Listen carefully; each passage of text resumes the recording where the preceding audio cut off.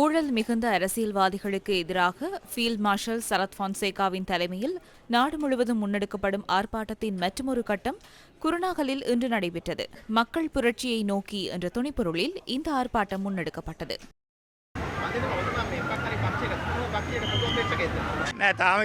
இல்லை, ஜனாதிபதி தேர்தலோ அல்லது வேறு ஏதேனும் ஒரு தேர்தலோ இதுவரையில் அறிவிக்கப்படவில்லை அல்லவா? எனவே வேட்பாளராவது தொடர்பில் இன்னும் தீர்மானிக்கவில்லை. எனினும் நாட்டு மக்களுக்கான தகவலை வழங்கும் வேலை திட்டத்தை முன்னெடுத்துள்ளோம்.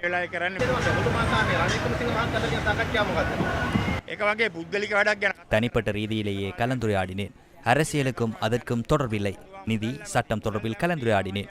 அவர் நாட்டின் நிதியமைச்சர். எனவே சட்டம் தொடர்பான கலந்துரையாடல் மாத்திரமே நடைபெற்றது.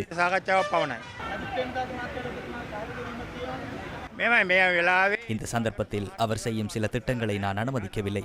அவர் என்ன நிலைப்பாட்டை அறிவித்துள்ளார்? கட்சிக்குள் நெருக்கடி நிலைமை ஏற்பட்டுள்ளது. அதனை நீங்களும் அறிவீர்கள். ஊழலுடன் தொடர்புடையவர்கள் கட்சியுடன் இணைந்து பணியாற்றுவதற்கு நான் எதிர்ப்பு தெரிவித்துள்ளேன். அந்த நெருக்கடியே இன்னும் கொழுந்து விட்டு எரிந்து கொண்டிருக்கின்றது.